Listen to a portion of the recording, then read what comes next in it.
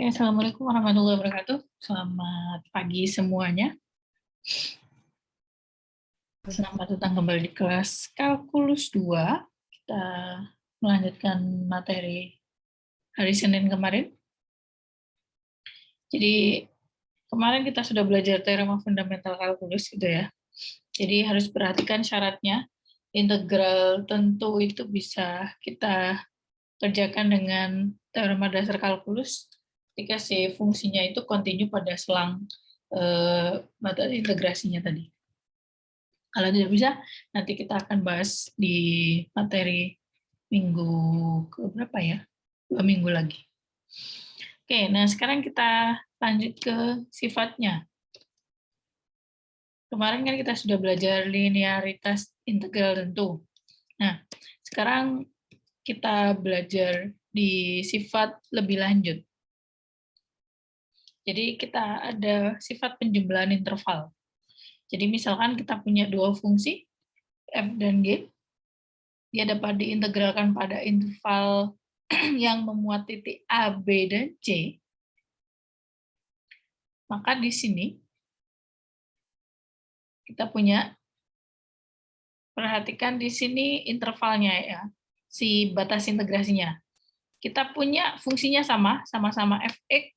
Nah, yang pertama integralnya dari A sampai C, yang kedua integralnya dari C sampai B. Nah, di sini kita bisa, ini akan sama dengan hasilnya integral fx dx dari A sampai B. Jadi ini fungsinya sama semua f ya. Kalau di sini kita punya fx dx A sampai C, kemudian di sini gx, ya nggak bisa berlaku ini ya, karena fungsinya berbeda. Oke, kemudian nomor 2, kalau kita punya fx dx dari A sampai B, itu akan sama dengan negatif dari, jadi intervalnya dibalik nih. Awalnya dari A sampai B, itu akan sama dengan negatif dari B sampai A. Kemudian, kalau dia intervalnya hanya di satu titik aja, A sampai A, ya di titik itu aja, berarti kita punya dia hasil integralnya adalah 0. Ya, kalau kamu lihat yang sifat FK, kalau kita punya antiturunan F untuk X sama dengan A, kan dikurangi dengan si A, ya sama dengan 0. Gitu ya. Kemudian ada sifat perbandingan. Jadi misalkan kita punya dua fungsi f dan g, dapat diintegralkan pada interval AB, ada beberapa sifat di sini. Kalau fx-nya non negatif, lebih besar atau sama dengan 0, jadi nilai dari fungsinya itu selalu lebih besar atau sama dengan 0, maka integralnya juga pasti non negatif, lebih besar sama dengan 0, dia tidak mungkin negatif. Kemudian, kalau kita punya dua fungsi, dengan nilai fungsi f itu lebih besar atau sama dengan nilai fungsi g, maka integralnya juga berlaku sama. Ketidaksamaannya ini tidak berubah. Jadi integral dari fx pasti lebih besar atau sama dengan integral gx. Nah, sehingga di sini kalau kita punya fx itu di antara m kecil sampai m besar, maka kita punya di sini integral fx dx dari A sampai B itu akan berada di antara M kali B min A dan M besar kali B min A.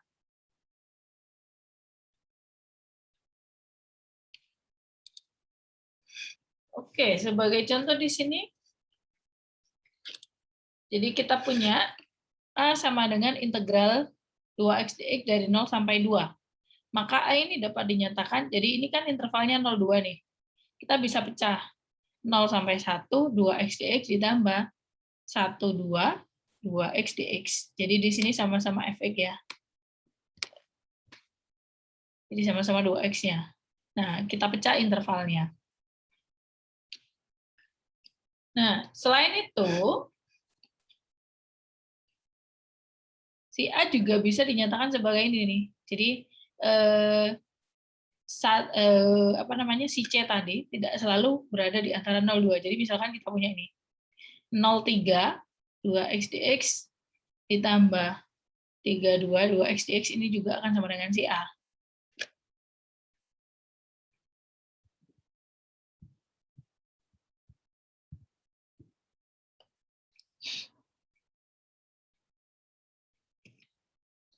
Oke, kemudian contoh berikutnya.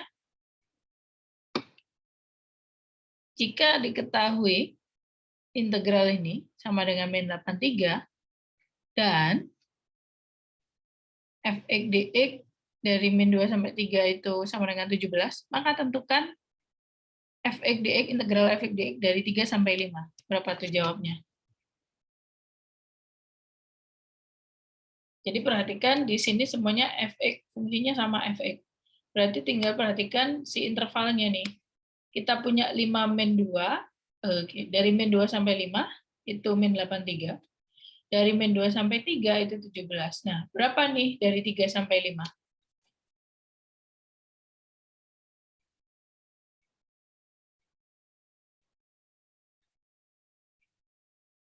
Min 83 kurang 17 kan, bukan Bu? Berapa? Min 83 kurang 17. Oke, kita cek. Jadi, perhatikan di sini. Berarti kalau kita punya ini interval ini kan sama dengan interval min 25. Ini kan sama dengan min 23 ditambah 35 kan? Kalau fx-nya kalau dari interval min 2 sampai 5 ini min 83, berarti kita punya di sini kan? Nah, kalau kita mau cari si ini, ya kalau bingung, pandanglah ini misalkan kita punya A sama dengan B plus C, berarti C sama dengan A min B kan? Jadi kita punya A-nya min 83, B-nya 17. Jadi kita punya hasil integralnya ini min 100.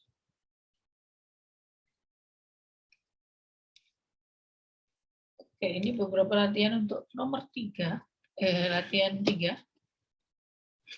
Gampang aja. Jadi materinya sifat integral sampai sini aja. Kita tinggal latihan soal tadi. Mungkin ada yang ditanyakan dari yang kemarin. Jadi di sini untuk TFK. Jadi perhatikan kalian pilih cara yang mana gitu ya. Kalau pakai metode substitusi, jangan lupa batasnya juga harus diperhatikan. Harus diubah juga. Oke.